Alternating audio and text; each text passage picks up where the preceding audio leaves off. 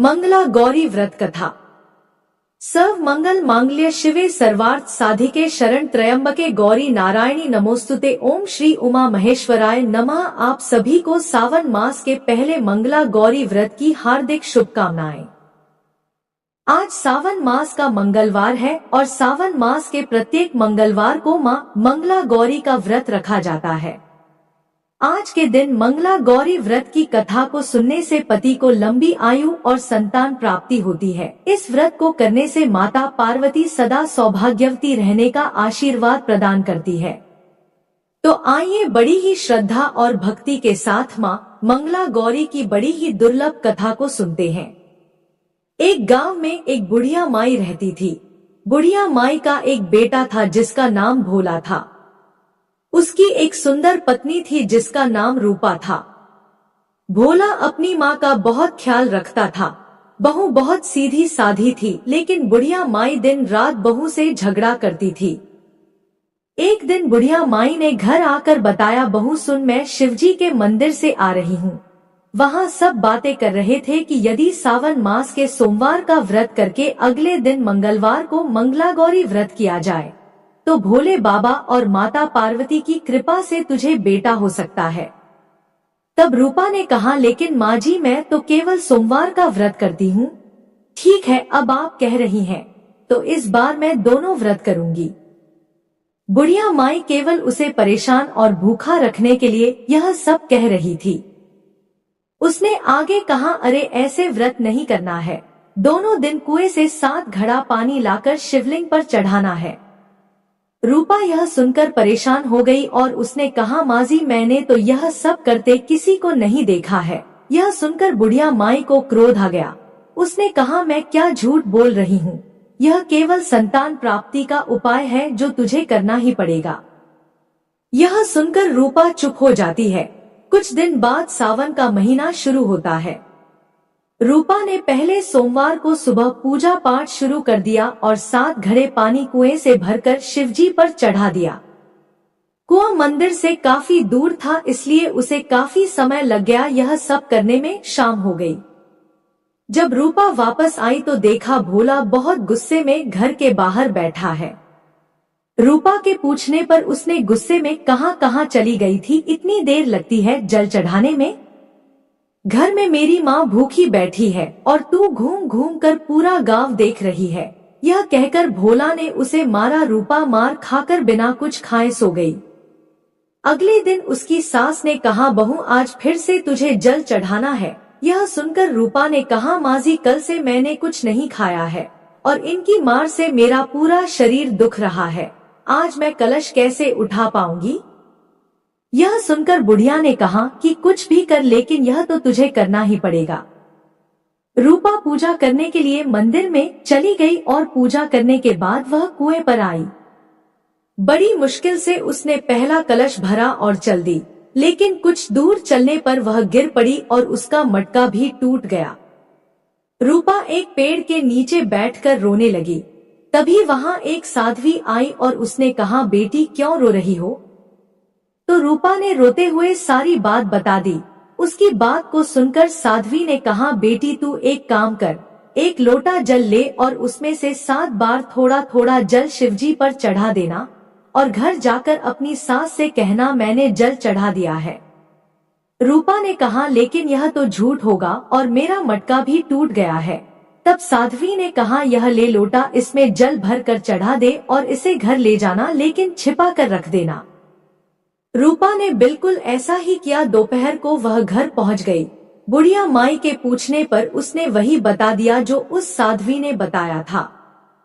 शाम को मां मंगला गौरी की पूजा कर उपवास पूरा किया। इसी तरह 2 मंगला गौरी व्रत पूरे हो गए। लेकिन जब तीसरे व्रत की बारी आई तो बुढ़िया माई चुपचाप रूपा के पीछे गई और उसने सब कुछ देख लिया। बुढ़िया माई ने घर आकर अपने बेटे को सब बता दिया। भोला ने फिर रूपा को मारने के लिए जैसे ही हाथ उठाया तब माता पार्वती प्रकट हो गई और उन्होंने कहा, रुक जा भोला। यह सुनकर भोला रुक गया। बुढ़िया माई माँ पार्वती के पैरों में गिर गई। भोला भी माँ से माफी मांगने लगा। माँ पार्वती ने कहा, माफी मांगनी है तो इससे मांग जो तेरे और तेरे माँ के जुल्म सहकर भी पत्नी धर्म निभा रही है। भोला ने रूपा से माफी मांगी। बुढ़िया माई ने कहा, बेटी मुझे माफ कर दे, तुझे परेशान करने के चक्कर में मैंने यह सब कहा था। रूपा ने कहा, इस संसार से मेरा मन भर गया है, आप मुझे अपने साथ ले चलिए। तब पार्वती माता ने कहा, ठीक है, आज से तू मेरी कृपा से जंगल में एक आश्रम बनाकर भक्ति करेगी, लेकिन इन दोनों को सजा मिलेगी। रूपा ने कहा, माँ इन दोनों को माफ कर दीजिए।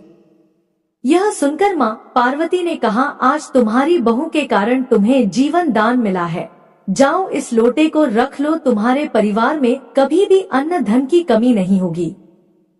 लेकिन मैं अपनी बेटी को साथ ले जा रही हूँ। माँ की कृपा से रूपा ने एक आश्रम बनाया जिसमें बहुत सी स्त्रियां जो घर में दुखी थी, वे आकर भगवान की भक्ति करने लगी। हे माँ मंगला गौरी, जैसी कृपा आपने बहू पर की वैसी ही कृपा हम सब पर करना। बोलिए माँ मंगला गौरी की जय। बोलिए शंकर पार्वती भगवान की जय। अब आइए श्रवण करते हैं माता सती और देवी पार्वती के जन्म की संपूर्ण कथा, जिसे सुनने मात्र से सभी दुखों का अंत होता है और माता पार्वती का आशीर्वाद प्राप्त होता है। दक्ष प्रजापति की सभी पुत्रियां गुणवती थी, फिर भी दक्ष के मन में संतोष नहीं था। वे चाहते थे उनके घर में एक ऐसी पुत्री का जन्म हो जो सर्वशक्ति संपन्न हो एवं सर्वविजिनी हो। अतः दक्ष एक ऐसी ही पुत्री के लिए तप करने लगे। तप करते करते अधिक दिन बीत गए तो भगवती आद्या ने प्रकट होकर कहा, मैं तुम्हारे तप से प्रसन्न हूँ। तुम किस कारण तप कर रहे हो? दक्ष ने तप करने का कारण बताया तो माँ बोली, मैं स्वयं पुत्री रूप में तुम्हारे यहाँ जन्म धारण करूंगी, मेरा नाम होगा सती। मैं सती के रूप में जन्म लेकर अपनी लीलाओं का विस्तार करूंगी। फलतः भगवती आद्या ने सती रूप में दक्ष के यहाँ जन्म लिया। सती दक्ष की सभी पुत्रियों में सबसे अलौकिक थी। सती ने बाल्यावस्था में ही कई ऐसे अलौकिक आश्चर्यचकित करने वाले कार्य कर दिखाए थे, जिन्हें देखकर स्वयं दक्ष को भी विस्मय होता था। जब सती विवाह योग्य हो गई तो दक्ष को उनके लिए वर की चिंता होने लगी। उन्होंने ब्रह्मा जी से इस विषय में परामर्श किया। ब्रह्मा जी ने कहा, सती आद्या की अवतार है। आद्या आदि शक्ति और शिव आदि पुरुष है। अतः सती के विवाह के लिए शिव ही योग्य और उचित वर है। दक्ष ने ब्रह्मा जी की बात मानकर सती का विवाह भगवान शिव के साथ कर दिया। सती कैलाश में जाकर भगवान शिव के साथ रहने लगी। भगवान शिव दक्ष के दामाद थे, किंतु किसी वजह से दक्ष के हृदय में भगवान शिव के प्रति बैर और विरोध भाव पैदा हो गया। एक बार देवलोक में ब्रह्मा ने धर्म के निरूपण के लिए एक सभा का आयोजन किया था। सभी बड़े बड़े देवता सभा में एकत्रित हुए। भगवान शिव भी इस सभा में बैठे थे। सभा मंडल में दक्ष का आगमन हुआ। दक्ष के आगमन पर सभी देवता उठकर खड़े हो गए, पर भगवान शिव खड़े नहीं हुए। उन्होंने दक्ष को प्रणाम भी नहीं किया। फलतः दक्ष ने अपमान का अनुभव किया। केवल यही नहीं, उनके हृदय में भगवान शिव के प्रति ईर्ष्या की आग जल उठी। वे उनसे बदला लेने के लिए समय और अवसर की प्रतीक्षा करने लगे। एक बार देवी सती और भगवान शिव कैलाश पर्वत पर बैठे हुए परस्पर वार्तालाप कर रहे थे। उसी समय आकाश मार्ग से कई विमान कनखल की ओर जाते हुए दिखाई पड़े। सती ने उन विमानों को देखकर भगवान शिव से पूछा, प्रभु ये सभी विमान किसके हैं और कहाँ जा रहे हैं? भगवान शकन ने उत्तर दिया, आपके पिता ने बड़े यज्ञ का आयोजन किया है। समस्त देवता और देवांगनाएं इन विमानों में बैठकर उसी यज्ञ में सम्मिलित होने के लिए जा रहे हैं। इस पर सती ने दूसरा प्रश्न किया, क्या मेरे पिता ने आपको यज्ञ में सम्मिलित होने के लिए नहीं बुलाया? भगवान शंकर ने उत्तर दिया, आपके पिता मुझसे बैर रखते हैं, फिर वे मुझे क्यों बुलाएंगे?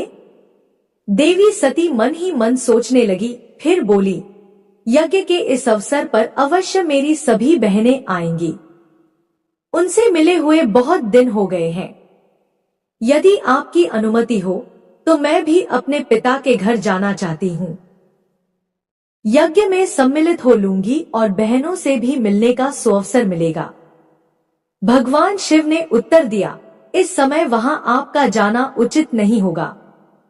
आपके पिता मुझसे बैर रखते हैं, हो सकता है वे आपका भी अपमान करें। बिना बुलाए किसी के घर जाना उचित नहीं होता है।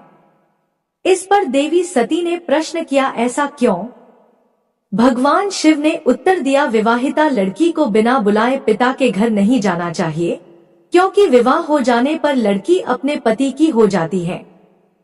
पिता के घर से उसका संबंध टूट जाता है। लेकिन सती पीहर जाने के लिए हठ करती रहीं। अपनी बात बार बार दोहराती रहीं। उनकी इच्छा देखकर भगवान शिव ने पीहर जाने की अनुमति दे दी। उनके साथ अपना एक गण भी भगवान शिव ने भेज दिया। उस गण का नाम वीरभद्र था। सती वीरभद्र के साथ अपने पिता के घर गई। घर में सती से किसी ने भी प्रेम पूर्वक वार्तालाप नहीं किया। दक्ष ने उन्हें देखकर कहा, तुम क्या यहाँ मेरा अपमान कराने आई हो? अपनी बहनों को तो देखो, वे किस प्रकार भांति भांति के अलंकारों और सुंदर वस्त्रों से सुसज्जित हैं।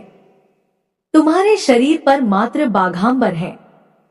तुम्हारा पति श्मशानवासी और भूतों का नायक है। वह तुम्हें बाघांबर छोड़कर और पहना ही क्या सकता है? दक्ष के कथन से देवी सती के हृदय में पश्चाताप का सागर उमड़ पड़ा। वे सोचने लगी, उन्होंने यहाँ आकर अच्छा नहीं किया। भगवान ठीक ही कह रहे थे, बिना बुलाए पिता के घर भी नहीं जाना चाहिए। पर अब क्या हो सकता है? अब तो आ ही गई हूँ। पिता के कटु और अपमानजनक शब्द सुनकर भी सती मौन रहीं।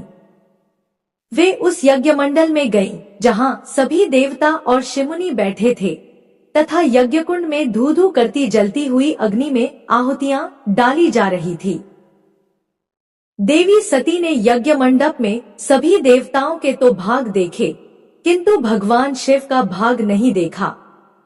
वे भगवान शिव का भाग न देखकर अपने पिता से बोली, पितृश्रेष्ठ, यज्ञ में तो सबके भाग दिखाई पड़ रहे हैं, किंतु कैलाशपति का भाग नहीं है। आपने उनका भाग क्यों नहीं रखा? दक्ष ने गर्व से उत्तर दिया, मैं तुम्हारे पति शिव को देवता नहीं समझता। वह तो भूतों का स्वामी, नग्न रहने वाला और हड्डियों की माला धारण करने वाला है। वह देवताओं की पंक्ति में बैठने योग्य नहीं है। उसे कौन भाग देगा? देवी सती के नेत्र लाल हो उठे। उनका मुखमंडल प्रलय के सूर्य की भांति तेजोदीप्त हो उठा। उन्होंने पीड़ा से तिलमिलाते हुए कहा, मैं इन शब्दों को कैसे सुन रही हूँ, मुझे धिक्कार है। देवताओं, तुम्हें भी धिक्कार है।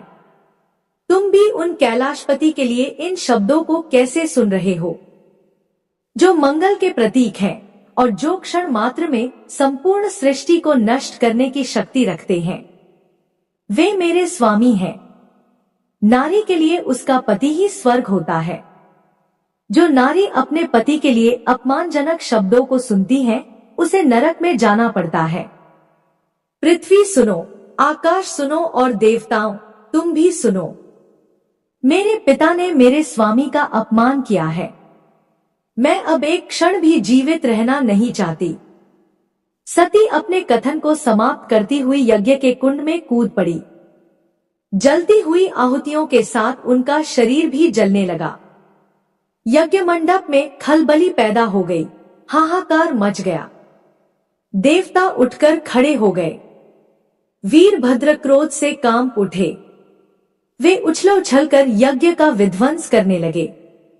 यज्ञ मंडप में भगदड़ मच गई।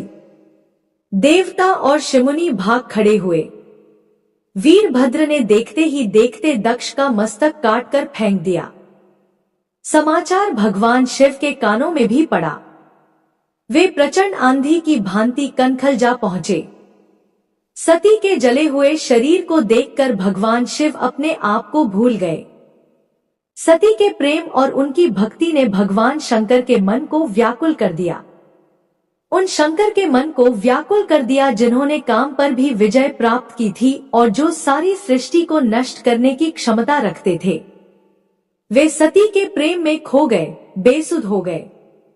भगवान शिव ने उन्मत्त की भांति सती के जले हुए शरीर को कंधे पर रख लिया।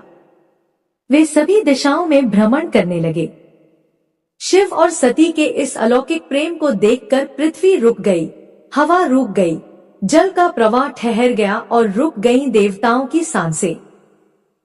सृष्टि व्याकुल हो उठी। सृष्टि के प्राणी पुकारने लगे, त्राहिमाम, त्राहिमाम। भयानक संकट उपस्थित देखकर सृष्टि के पालक भगवान विष्णु आगे बढ़े। वे भगवान शिव की बेसुधी में अपने चक्र से देवी सती के एक एक अंग को काट काट कर गिराने लगे। धरती पर 51 स्थानों में सती के अंग कट कट कर गिरे। जब सती के सारे अंग कट कर गिर गए तो भगवान शिव पुनः अपने आप में आए।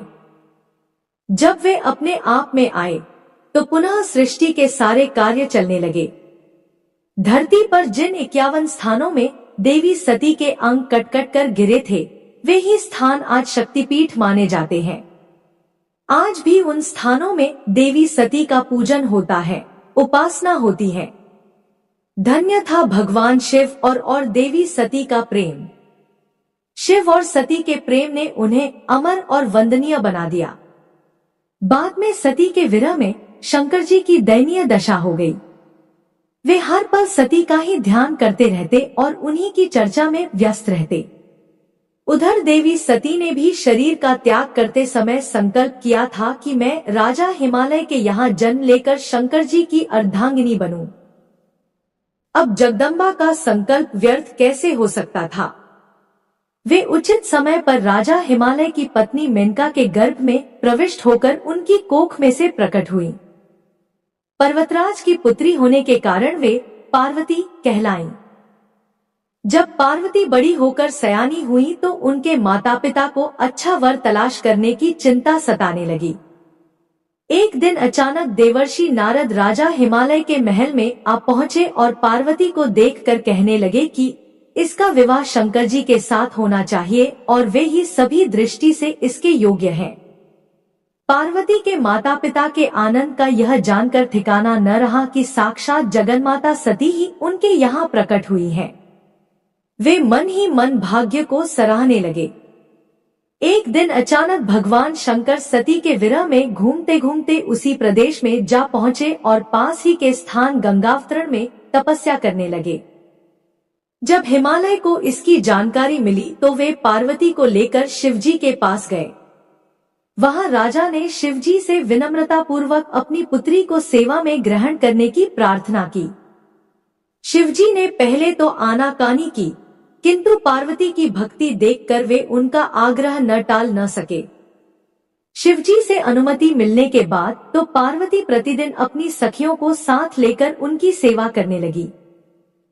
पार्वती हमेशा इस बात का ध्यान रखती थी कि शिवजी को किसी भी प्रकार का कष्ट न हो। वे हमेशा उनके चरण धोकर चरणोदक ग्रहण करती और षोडशोपचार से पूजा करती। इसी तरह पार्वती को भगवान शंकर की सेवा करते दीर्घ समय व्यतीत हो गया। किंतु पार्वती जैसी सुंदर बाला से इस प्रकार एकांत में सेवा लेते रहने पर भी भगवान शंकर के मन में कभी विकार नहीं हुआ। वे सदा अपनी समाधि में ही निश्चल रहते। उधर देवताओं को तारक नाम का असुर बड़ा त्रास देने लगा। यह जानकर कि शिवजी के पुत्र से ही तारक की मृत्यु हो सकती है, सभी देवता शिव पार्वती का विवाह कराने की चेष्टा करने लगे। उन्होंने शिवजी को पार्वती के प्रति अनुरक्त करने के लिए कामदेव को उनके पास भेजा, किंतु पुष्पायुध का पुष्पबाण भी भगवान शंकर के मन को विक्षुब्ध न कर सका। उल्टा कामदेव उनकी क्रोधाग्नि से भस्म हो गए। इसके बाद भगवान शंकर भी वहां पर अधिक रहना अपनी तपश्चर्या के लिए अंतराय रूप समझ कैलाश की ओर चल दिए। पार्वती को भगवान शंकर की सेवा से वंचित होने का बड़ा दुख हुआ, किंतु उन्होंने निराश न होकर अब की बार तप द्वारा भगवान शंकर को संतुष्ट करने की मन में ठानी। उनकी माता ने उन्हें सुकुमार एवं तप के अयोग्य समझकर बहुत मना किया, इसीलिए उनका उमा नाम प्रसिद्ध हुआ। किंतु पार्वती पर इसका असर न हुआ। अपने संकल्प से वे तनिक भी विचलित नहीं हुई। वे भी घर से निकल उसी शिखर पर तपस्या करने लगी जहां भगवान शिवजी ने तपस्या की थी। तभी से लोग उस शिखर को गौरी शिखर कहने लगे। वहां उन्होंने पहले वर्ष फलाहार से जीवन व्यतीत किया, दूसरे वर्ष वे पर्ण अर्थात वृक्षों के पत्ते खाकर रहने लगी और फिर तो उन्होंने पर्ण का भी त्याग कर दिया और इसीलिए वे अपर्णा कहलाईं। इस प्रकार पार्वती ने 3000 वर्ष तक तपस्या की। उनकी कठोर तपस्या को देखकर ऋषि मुनि भी दंग रह गए। अंत में भगवान आशुतोष का आसन हिला। उन्होंने देवी पार्वती की परीक्षा के लिए पहले सप्तर्षियों को भेजा और पीछे स्वयं वटवेश धारण कर पार्वती की परीक्षा के निमित्त प्रस्थान किया। अब सुनिए मां मंगला गौरी की दूसरी पौराणिक कथा। एक समय की बात है, एक शहर में धर्मपाल नाम का एक व्यापारी रहा करता था। उसकी पत्नी बहुत सुंदर थी और उसके पास बहुत सारी धन संपत्ति थी, लेकिन उनके कोई संतान न होने के कारण वे दोनों पति पत्नी बहुत दुखी रहा करते थे। बहुत पूजा पाठ करने के बाद आखिरकार उनके घर में एक पुत्र का जन्म हुआ, लेकिन उस पुत्र के जन्म के साथ ज्योतिषियों ने कहा कि वह अल्पायु है और 16 वर्ष का होते ही सांप के काटने से उसकी मृत्यु हो जाएगी। ज्योतिषियों की यह बात सुनकर पति पत्नी बहुत दुखी हो गए, लेकिन उन्होंने इसे अपने पुत्र का भाग्य मान लिया। उन्होंने 16 वर्ष की आयु से पहले ही अपने बेटे का विवाह एक सुंदर कन्या से कर दिया। उस कन्या की माता मां मंगला गौरी का व्रत रखा करती थी और उसने अपनी पुत्री को भी विवाह के बाद सुखी जीवन के लिए मां मंगला गौरी का व्रत रखने की सलाह दी थी। विवाह के बाद कन्या ने ससुराल आकर विधि विधान से मां मंगला गौरी का व्रत किया और मां गौरी की पूजा की, जिसके परिणाम स्वरूप उसे अखंड सौभाग्यवती होने का आशीर्वाद प्राप्त हुआ और उस सेठ धर्मपाल के पुत्र की आयु भी बढ़ गई। उसे दीर्घ आयु होने का आशीर्वाद भी मिल गया। इस कारण से मंगला गौरी व्रत की मान्यता और अधिक बढ़ गई। माना जाता है कि तभी से मंगला गौरी का व्रत रखा जाने लगा। इस व्रत के पुण्य प्रभाव से अखंड सौभाग्य की प्राप्ति होती है, निसंतानों को संतान सुख प्राप्त होता है। प्रेम से बोलिए मां मंगला गौरी की जय। ओम नमः शिवाय। अब सुनिए माता पार्वती।